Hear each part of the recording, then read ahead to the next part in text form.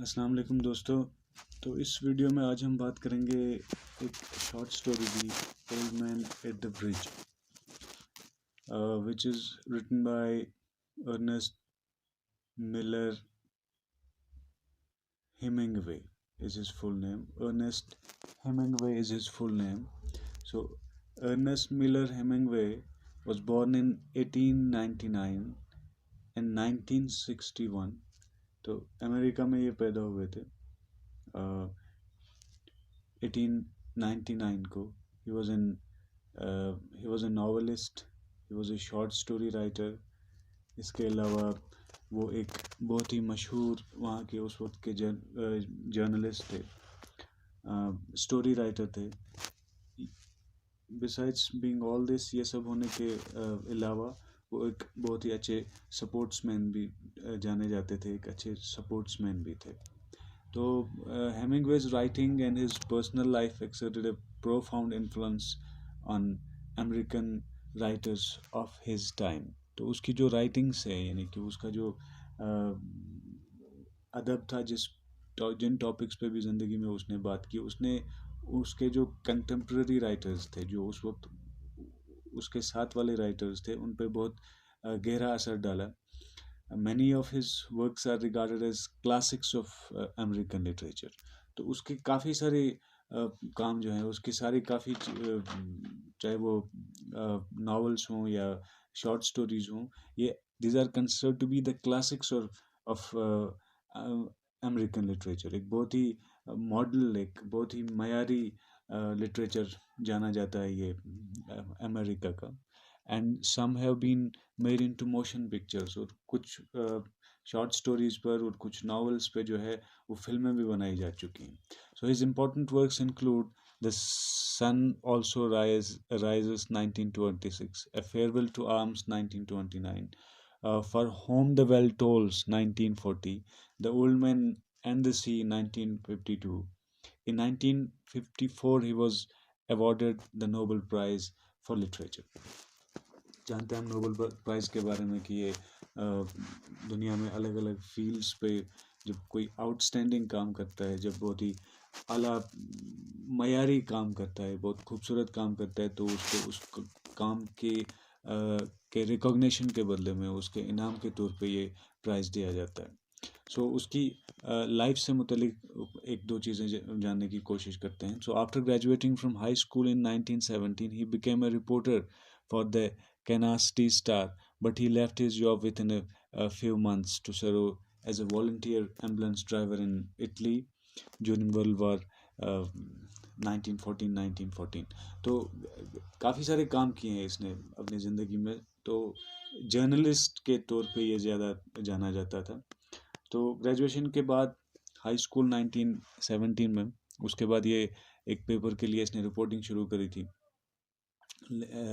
लेकिन ही बहुत जल्दी उसने जो है वो जॉब उसने छोड़ दी. ही लेफ्ट हिज जॉब कुछ मंथ्स के अंदर अंदर, और फिर इटली में वर्ल्ड वॉर फर्स्ट में, जो कि 1914 में शुरू हुई थी एंड इट लास्टेड टिल 1918. तो उस में जो है उसने as a volunteer ambulance driver का काम किया, एज एन यानी कि एक रज़ाकार के तौर पे उसने काम किया. यानी वो उसके बदले में कोई मजदूरी नहीं लेता था, वो फ्री में उनको सर्विसेज ऑफर करता था एम्बुलेंस चलाने के लिए. He later shifted to the Italian infantry and was severely wounded. उसके बाद इसने फ़ौज में जाके काम किया, बट वो फ़ौज में भी as a correspondent, as a journalist ये काम करता था, यानी फ़ौजियों के साथ साथ ये जाया करता था. तो इटली की इन्फेंट्री से, यानी जो उनकी जो आर्मी थी, उनके जो फुट सोल्जर्स थे, यानी ज़मीनी फ़ौज जो उनकी थी, उनके साथ चला गया. और वहाँ पे ये बहुत he was severely bounded. That means he was very badly injured in that while traveling with that infantry. So after the war he served as a correspondent for the Toronto Star and then settled in Paris. उसके बाद एक Toronto star करके एक press था, एक newspaper था, उसके लिए ये काम करता था as a correspondent, as a as a reporter हम जिसको कहते हैं, या नामा निगार इसको उर्दू में बोलते हैं, कि जो न्यूज़ वगैरह चैनल्स को देता है या रेडियो स्टेशंस को देता है, उसको कॉरेस्पोंडेंट बोलते हैं। तो उसके बाद इसने स्पेन में ये काफ़ी टाइम तक सेटल हो गया। So in world war second which started in 1939 and ended in 1945, he again was a correspondent and later a reporter for the United States First Army. United States की first army के लिए वो उसने as a correspondent, as a reporter उसने काम किया। गो कि वो सोल्जर नहीं था, he was not a soldier, he participated in several battles, he participated in several wars. उसने काफ़ी सारी जंगों में जो है उसने हिस्सा लिया था। तो बहुत ही फेमस, मैंने आपको कहा कि अमेरिकन जर्नलिस्ट होने के साथ साथ एक नावलिस्ट, एक शॉर्ट स्टोरी राइटर और एक स्पोर्ट्समैन होने के साथ साथ, तो उसकी एक उसका जो लिटरेचर है उसकी एक खासियत है कि उसका स्टाइल जो है वो अंडरस्टेटेड है। अंडरस्टेटेड मीन्स कि इट्स मिनिमाइज किया हुआ है, यानी कि कम बयानी है उसमें, लेकिन वो थोड़ा थोड़ा लिखा है, लेकिन उसमें काफ़ी सारी चीज़ें इन्होंने जो है वो बयान की हैं। यानी कि उनकी जो राइटिंग्स हैं वो बहुत ज़्यादा इफ़ेक्टिव थी, और ये बहुत एक कॉमन इंसान के लिए वो बहुत जल्दी समझ आती थी। साथ में इसकी राइटिंग्स जो थी वो, इसका स्टाइल जो है वो, मैंने कहा कि अंडरस्टेटेड और इकोनॉमिकल हुआ करता था। दैट मीन्स कि उसमें बहुत किफ़ायती अंदाज में ये वर्ड्स का इस्तेमाल करते थे, या फिर जो उनको लगता था कि एफिशिएंट होगा, जो इफ़ेक्टिव रहेगा, जो टाइम सेविंग होगा, तो ये उसकी राइटिंग का एक स्टाइल था। इस स्टाइल को इसने खुद ही एक नाम दिया था, ये आइसबर्ग के नाम से जाता था। आइसबर्ग थ्योरी एक मशहूर थ्योरी थी उस वक्त अमेरिका में, और उस वक्त का जो कंटेम्प्रेरी लिटरेचर था उसमें ये बहुत मशहूर हो गया। 20th सेंचुरी फिक्शन में ख़ास तौर पे इस चीज़ को जो है वो ज़्यादा अहमियत दी गई।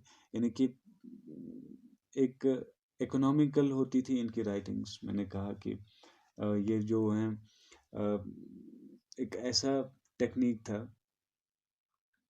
कि जिसमें क्या होता था कि ये बहुत इकोनॉमिकल रहते थे अपनी राइटिंग में। यानी कि इनकी इंटरप्रिटेशंस जो होती थी, इनकी जो भी राइटिंग्स होती थी वो रिटेन की जाती थी, वो मिनिमाइज की जाती थी, लेकिन वो पुरअसर होती थी। उसमें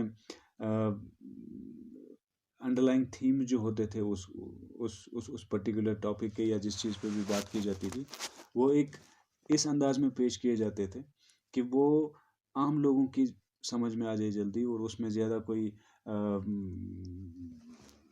दिखावा ना हो, और ऐसा कोई कॉम्प्लिकेशंस ना हो जो कि आम लोगों की समझ से जो है वो बाहर हो। तो साथ में इसका जो है, ये जो हेमिंग्वे था, इसका लाइफस्टाइल जो है वो हमेशा एडवेंचरस रहा है, और इसकी वजह से he brought him this particular quality brought him admiration from later generations। यानी कि जो बाद की generations थी उनसे उनको काफ़ी ताज़ीन हासिल हुई, काफ़ी इज़्ज़त से इसको देखा गया। तो नोबेल प्राइज़ ल्यूरेट था ये, 1954 में इसको ये दिया गया था।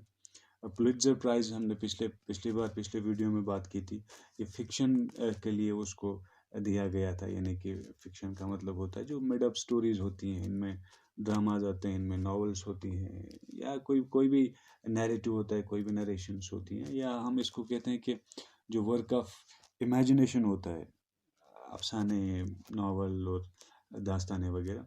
तो इसके लिए उसको पुलित्ज़र प्राइज़ जो है वो दिया गया था इन 1953, और नोबेल प्राइज़ इसमें लिखा है 1954 में he was awarded as Nobel prize. तो ये तो थी हेमिंग्वे के बारे में, उसकी लाइफ हिस्ट्री और उसके जो लिटरेरी वर्क्स थे उनके बारे में थोड़ी सी जानकारी, ब्रीफ जानकारी थी। तो अब हम सीधे जो है नेक्स्ट वीडियो में डायरेक्टली हम बात करेंगे old man at the bridge. तो इसको समझने से पहले हमें इसका जो सिनेरियो था, इसका जो सेटअप था इस शॉर्ट स्टोरी का, क्योंकि शॉर्ट स्टोरी को समझने से पहले हमें उस स्टेज को समझने की ज़रूरत होगी जिस स्टेज से ये स्टोरी जो है वो ली गई थी या वो लिखी गई थी जिस इंसिडेंट से या जिन इंसिडेंट से या जिन हिस्टोरिकल फैक्ट्स से ये लिखा जाता है उसको समझने की, या जिन हिस्टोरिकल फैक्ट्स से ये इंस्पायर हुई थी उनको समझने की ज़रूरत है। तो जैसा मैंने आपको पहले कहा था that he was majorly a journalist, यानी कि ज़्यादातर ज़िंदगी जो है उसने एज ए जर्नलिस्ट ही गुजारी है, एज ए रिपोर्टर ही गुजारी है। तो ही वाज इंस्पायर्ड बाय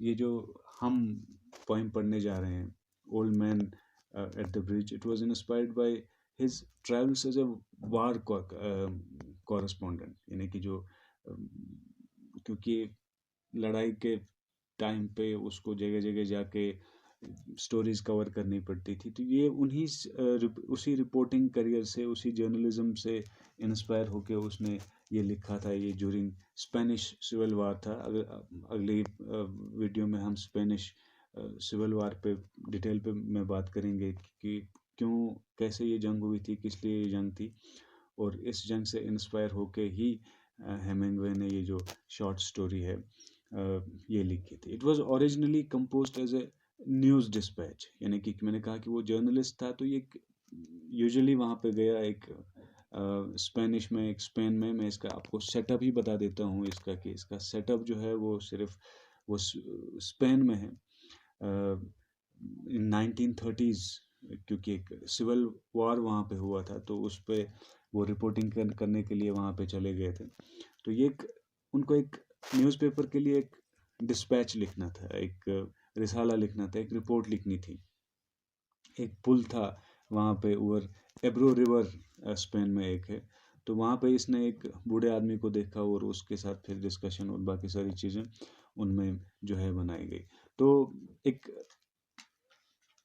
जंग से इंस्पायर होके कि जंग हम पे क्या असर करती है और इसके क्या नताइज रहते हैं और ये इंसान को किस किस तरह से डिस्टर्ब करती है, तो इन सारी चीज़ों पे इसमें बात की गई है कि स्पेनिश वार जो कि 1930 से लेके 1936 और 39 के बीच चलती रही between the Republicans and nationalists of Spain, या इसके फिर कई फैसेट्स बताए गए उस वक्त, इसके फिर कई चेहरे बताए गए कि ये किस चीज़ की जंग थी। पहले तो कहा जाता है कि ये वर्ल्ड वार का इसने स्टेज सेट किया था, इस सिविल वॉर ने, ये जो खाना जंगी थी स्पेन की। तो इसके कई, मैंने कहा कि फैसेट्स बताए गए, इसके कई चेहरे बताए गए कि किस लिए ये मुल्क में ये जंग लड़ी गई। किसी ने इसको क्लास स्ट्रगल कहा, यानी वो सुपरमेसी के लिए कि हम ही बड़े हैं। तो किसी ने इसको वॉर ऑफ रिलीजन कहा, तो ये वॉर बिटवीन डिक्टेटरशिप और रिपब्लिकन डेमोक्रेसी थी। किसी ने कहा कि फैसिज्म और ये क्या कहते हैं इसको, नेशनलिज्म के दरमियान ये वॉर थी। तो कम्युनिज्म के दरमियान ये वॉर थी। तो फाइनली ये जंग जो थी, ये इस पे हम अगली वीडियो में डिटेल में बात करेंगे। ये नेशनलिस्ट्स ने जो है ये जीती थी और उन्होंने फिर 1975 तक इटली पे जो है या स्पेन पे जो है उन्होंने हुकूमत की। सो द पोइम का हम इंट्रोडक्शन थोड़ा सा दे देते हैं कि how do wars change our lives, our minds and our daily routine. Read the story and find out how wars disturb everything and make us anxious and panic। तो एक जंग के बारे में, यानी कि किस तरह से जंग इंसानी ज़िंदगी पे बहुत गहरा असर डालती है। किसी भी मामले में वो किस तरह से एक इंसान की ज़िंदगी बदल देती है। मैं यहाँ पे ये कहूँगा कि वो इंसान की ज़िंदगी बदल नहीं देती, बल्कि इंसान की ज़िंदगी को जो है वो तहस नहस कर देती है। Destroys human lives. वॉर्स जहाँ पे भी हुई हैं, जहाँ पे भी होती रही हैं, ये हमेशा ही इंसानी ज़िंदगी के लिए नुकसान दे रहा है। How it disturbs our minds, तो एक माइंडसेट पे क्या असर पड़ता है, इकोनॉमी पे क्या असर पड़ता है, बाकी सारे जो हमारे डेली रूटीन्स होते हैं उन पे बहुत बुरा असर पड़ता है।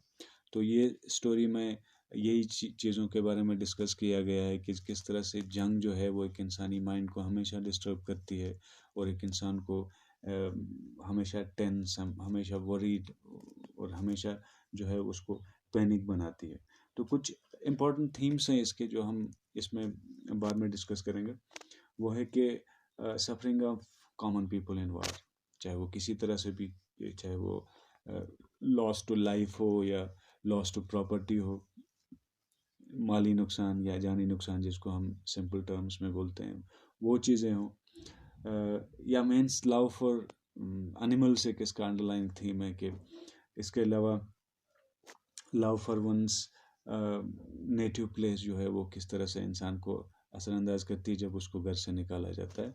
तो अगली वीडियो में इंशाल्लाह ताला हम पूरी तरह से इस स्टोरी पे डिस्कस करेंगे और इसका बैकग्राउंड और इसका सेटअप, ये सारी चीज़ें हम समझने की कोशिश करेंगे। सो आज का वीडियो हम यहीं पे एंड करते हैं, तो कल मिलते हैं अगली वीडियो के साथ। Thank you very much.